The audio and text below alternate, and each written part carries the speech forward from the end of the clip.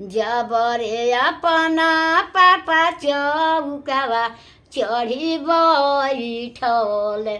जाल दिसे आमा के हो बोला जाल दिसे आमा के हो बोला जबरे अपना आमा चौकावा आई बैठली जाल दिसे लड़िका हो बोला जाल दिसे लड़िका हो बोला जबरे कवना दुला चौकावा चढ़ी बैठल जाल दिसे धियावा हो बोला जाल दिसे धियावा हो बोला जबरे कवना बेटियामा भिरी बैठली जाल दिसे कने आहु काना जाल दिसे काने